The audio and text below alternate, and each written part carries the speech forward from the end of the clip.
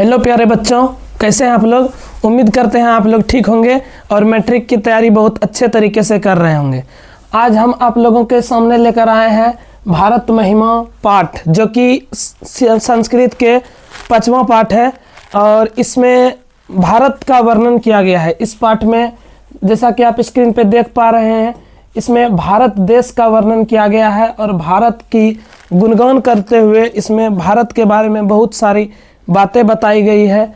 और इसमें हम, अगर आप इस वीडियो को ध्यान से देखते हैं तो हम संपूर्ण जानकारी इस वीडियो के माध्यम से देने जा रहे हैं।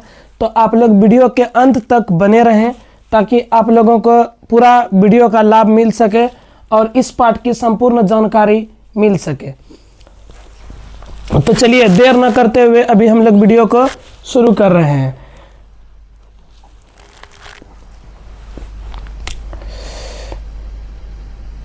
थोड़ा सा छोटा कर देते हैं ताकि आप लोग को साफ साफ दिख जाए। तो देखिए, हमारा यह भारतवर्ष, भारत देश, अभी जैसा कि हम बताएं आपको कि इस पाठ में भारत देश का वर्णन किया गया है। तो यहाँ लिखा है अस्माकं देशः, अस्माकं देशः भारतवर्षमिति कथ्यते, यानी हमारे देश को जो है ना भारतवर्ष कहा जाता है, यानी हमारे देश को, हमारा देश भारतवर्ष कहलाता है। अस्य महिमा सर्वत्र गायते, यानी इसका महिमा जो है, इस भारत देश की महिमा सभी देशों में गाई जाती है। देश से लेकर के विदेश तक में भारत का गुणगान किया जाता है, भारत देश का वर्णन किया जाता है। पाठे अस्मिन् विष्णु पुराणात् भागवत पुराणात् च प्रथम द्वितीयम च कर्मशः पदयम गृह स्मृति, यानी इस पाठ में विष्णु पुराण और भागवत पुराण से क्रमशः पहला और दूसरा पद लिया गया है। यानी अगर कोई पूछ दे आपको कि भारत महिमा पाठ कहाँ से लिया गया है, तो आपको विष्णु पुराण या तो भागवत पुराण के बारे में बताना।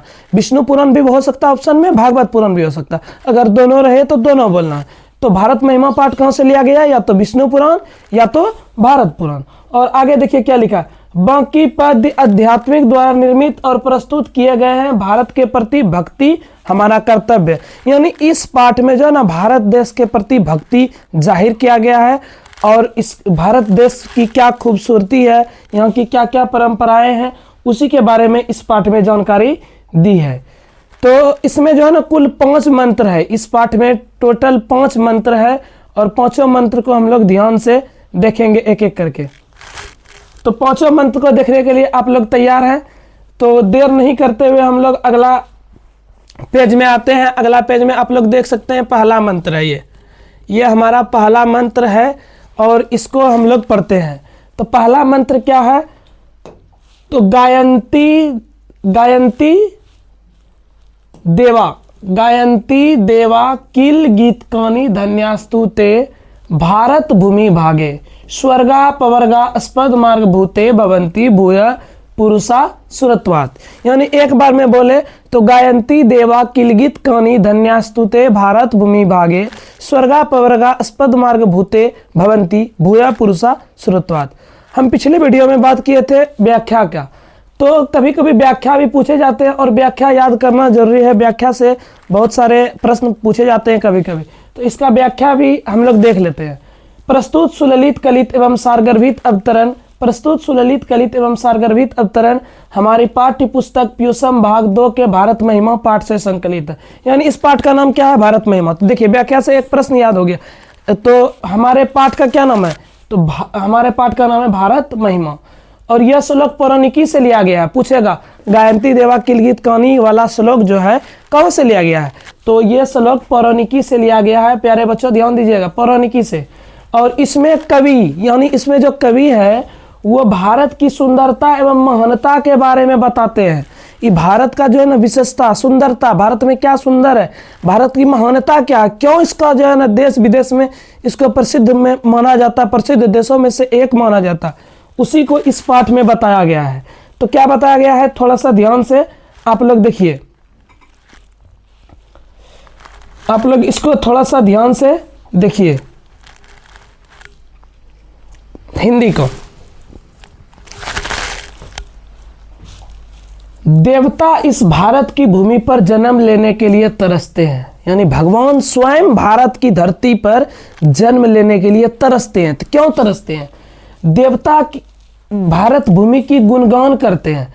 देवता जन्म लेने के लिए तरसते भी हैं और देवता भारत भूमि का गुणगान भी करते हैं।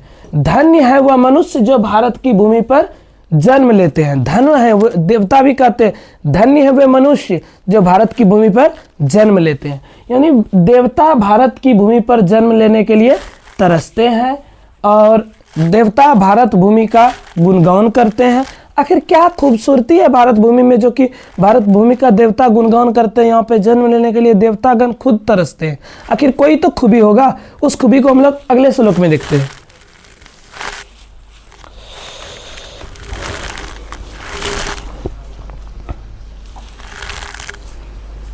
अगले श्लोक 2 नंबर में दिया गया है, यहाँ ध्यान से देखिएगा।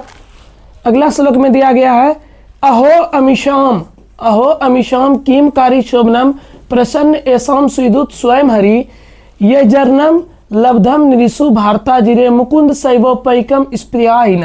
अगर एक बात में अगर हम बोले तो इसको कैसे बोल सकते हैं, ध्यान से सुनिए। अहो अमीशाम किम कारी शोभनम प्रसन्न एसाम सुदूत स्वयं हरि ये जर्नम लब्धम निरिसु भारता जिरे मुकुंद शैवोपैकम स्प्रियाहीन। यानी इसका हिंदी हुआ देवता भारत की भूमि पर समय समय पर जन्म लेकर भारत भूमि की रक्षा करने आ रहे हैं। आप लोग सुने होंगे कि भारत की भूमि पर जो है ना प्रभु श्री राम जन्म लिए थे, भगवान कृष्ण जन्म लिए थे। तो देवता, ये सब क्या है? देवता भारत की भूमि पर खुद जन्म लेकर के जो है ना भारत भूमि की सेवा करते हैं, रक्षा करते हैं, भारत भूमि की रक्षा करते हैं। उन राक्षसों से हमारे भारत भूमि की रक्षा करते हैं। देवता की इच्छा होती है कि वह भारत भूमि पर जन्म ले और जीवन व्यतीत करे। देवता भी चाहते हैं कि हम भारत की धरती पर जन्म लें और यहाँ पे अपना जीवन बिताएं और भगवान का सेवा कर सके। तो देवता आखिर क्या इस धरती में है, हमारी भारत की धरती में आखिर है क्या जो कि देवता इसका गुणगान करते हैं। देवता इच्छा करते हैं कि हम भी भारत देश की धरती पर जन्म लें और वहाँ पर अपने भगवान का सेवा करें, मुकुंद का सेवा कर सके, हमको भी ऐसा मौका मिले। तो यहाँ बहुत सारे जो है ना देवता जन्म ले भी चुके हैं, जैसे हमारे प्रभु श्री राम हो गए, कृष्ण हो गए, ये अब भारत देश में ही जन्म लिए थे। अगला श्लोक की ओर नजर डालते हैं। अगला श्लोक नंबर 3, ध्यान से देखिएगा। अगला श्लोक है इयम निर्मला वत्सला मातृभूमि प्रसिद्ध सदा भारतम वर्ष में तत् विभिन्न जन धर्म जाति प्रभेदे रिहकत्व भावम वहंतो वसंती। यानी एक साथ बोले तो इयम निर्मला वत्सला मातृभूमि प्रसिद्धम सदा भारतम वर्ष में तत् विभिन्न जन धर्म जाति प्रभेदे रिहकत्व भावम वहंतो वसंती। तो इसका हिंदी होता है यह निर्मल स्वच्छ एवं ममतामयी देश। यह भारत देश जो है निर्मल है, स्वच्छ है, एकदम साफ सुथरा है एवं ममतामयी देश है। हमारा देश भारत जो है यहाँ विभिन्न धर्म जाति के लोग जो है ना अपने भेदभाव यानी कि जो है ना अपने भेदभाव को छोड़ करके एकता में निवास करते हैं। यही अनेकता में एकता है। यानी भारत देश ही एक ऐसा देश है जो धर्मनिरपेक्ष है। सभी धर्म के लोग, सभी तरह के लोग मिलजुल करके आपस में रहते हैं। न ही कोई धर्म न ही कोई जाति के आधार पर भेदभाव करते हैं। लोग बिना भेदभाव को यानी भेदभाव को छोड़कर एकता में निवास करते हैं। एकता का मतलब हुआ मिलजुल कर निवास करते हैं। यही हमारे लिए अनेकता में एकता है। इसीलिए देवतागण भी जो है ना भारत का गुणगान करते हैं। और अगला श्लोक की ओर नजर डालते हैं। अगला श्लोक में देखिए क्या बताया गया है। अगला श्लोक में बताया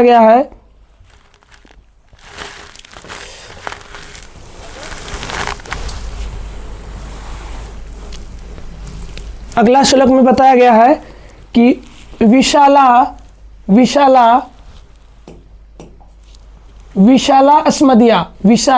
अस्मदिया धरा भारतीया सदा सेविता सागरे रम्य रूपा वनय पर्वतय निर्झरय भविभूति वहंती वीरेशा शुभा चापगाभी। विशाला अस्मदिया धरा भारतीया सदा सेविता सागरे रम्य रूपा बने पर्वतैर निर्झरे विभूति बहंती वीरेशा सुबह चाप गावी। इसमें थोड़ा सा ध्यान से देखिएगा, ये श्लोक जो है ना आधुनिकी से लिया गया है, व्याख्या में थोड़ा सा चेंज हुआ है। पहला 2 श्लोक जो था वो पौराणिकी से था, लेकिन अंतिम 3 श्लोक जो है इस पाठ का तो वो आधुनिकी से है, और ये श्लोक नंबर 4 है तो इसीलिए ये आधुनिकी से है। पहला 1 नंबर और 2 नंबर, और वो था पौराणिकी से, पौराणिकी से। लेकिन ये जो है ना 3, 4 और 5 नंबर श्लोक आधुनिकी से लिया गया, आधुनिकी से, जैसा कि आप लोगों को बोर्ड पे दिख रहा है। तो इसमें क्या बताया गया है, हमारा यह भारत भूमि सागर से स्रवित, यानी इसमें हमारा भारत देश में जो है ना महासागर है, ये सागर से स्रवित है और सुंदर है। यह देश क्या है, सुंदर है। और यहाँ अनेक प्रकार के पर्वत, पर्वत मतलब होता है पहाड़, अनेकों प्रकार के पहाड़, निर्झर, निर्झर झरना से युक्त सुंदरता, यानी कि भारत इतना सुंदरता दुनिया के कोई भी देश में नहीं है। इसीलिए ना देवता लोग भारत का गुणगान करते हैं, इसीलिए देवता की भी इच्छा होती है हम भी भारत की भूमि पर जन्म लेकर समय समय पर जो है ना भगवान मुकुंद का सेवा करें, भारत की भूमि पर जन्म लें। भारत के गीत गाते हैं देवता लोग, क्यों गाते हैं, तो क्योंकि यहाँ इस तरह का सुंदरता दुनिया के कोई भी देश में नहीं है। यहाँ सदा पवित्र नदियाँ बहती है, यहाँ जो है ना पवित्र नदियाँ बहती है, कई नदियाँ बहती है। वैसे तो नदियाँ कई बहती है, लेकिन नदियों में सबसे पवित्र गंगा को माना जाता है, और गंगा को हम लोग माता बोलते हैं। यहाँ की सुंदरता मानव के लिए क्या, देवताओं के लिए भी आकर्षक है। इसीलिए देवता भारत की भूमि पर जन्म लेने के लिए तरसते हैं। आप लोगों को अब पता चल गया होगा कि देवतागण भारत की भूमि पर जन्म लेने के लिए क्यों तरसते हैं, क्योंकि यह जो है ना सुंदरता देवताओं के लिए आकर्षक है, काफी अच्छा है। इसीलिए वो लोग भी चाहते हैं कि जो है ना देवता भी चाहते हैं कि हम भी भारत की भूमि पर जन्म लें और भारत की भूमि का गुणगान कर सकें। और इसके बाद एक अंतिम सा श्लोक है, इस पे ध्यान दीजिएगा। जगत गौरवम भारतम शोभनीयम सदा अस्मा भीरे तथा पूजनीयम भवेद देश भक्ति समेशम जनानाम परादर्श रूपा सदा वर्जनीय। यानी अगर एक बार में इसको पढ़ने का प्रयास करें, जगत गौरवम भारतम शोभनीयम सदा अस्मा भीरे तथा पूजनीयम भवेद देश भक्ति समेशम जनानाम परादर्श रूपा सदा वर्जनीय। इसका हिंदी हो गया कि हमारा यह गौरवशाली देश भारत। अभी तक किस देश की बात हो रही है, भारत, ओनली वन भारत, क्योंकि हम लोग भारत में रहने वाले हैं। भारत देश की ही विशेषता का वर्णन है, क्योंकि पाठ का नाम ही है भारत महिमा, यानी इस पाठ में भारत की महिमा, सुंदरता और महानता के बारे में बताया गया है। तो क्या बताया गया है, हमारा यह गौरवशाली देश भारत स्वभाव से युक्त है, सदा पूजनीय है, यानी देश हमारा पूजनीय है, और हम सबों में देश के प्रति श्रद्धा और भक्ति होनी चाहिए। हम इस देश के नागरिक होने के नाते हम लोगों के अंदर भी हमारे देश के प्रति श्रद्धा और भक्ति होनी चाहिए, देश के प्रति सेवा का योग्य होना चाहिए। हमारा यह मातृभूमि आकर्षक एवं नमन योग्य है, हमारा यह भूमि जो है नमन योग्य है, प्रणाम करने योग्य है, क्योंकि जो है ना इस तरह का कोई भी देश में भारत के जैसा कोई भी देश में धरती नहीं है। यहाँ सारा सुख सुविधा आपको देखने को मिलेगा, और कोई भी देश में इस तरह का सुख सुविधा देखने को नहीं मिलेगा। तो यहाँ तक था भारत महिमा पाठ का सारा वर्णन और भारत महिमा पाठ का सारा गुणगान हम इस जो है ना वीडियो के माध्यम से कर दिए हैं, आप लोग देख सकते हैं। और जो है ना अगर आपको ये वीडियो अच्छा लगे तो लाइक करें, सब्सक्राइब करें और बेल आइकन को दबाना बिल्कुल नहीं भूलें। धन्यवाद।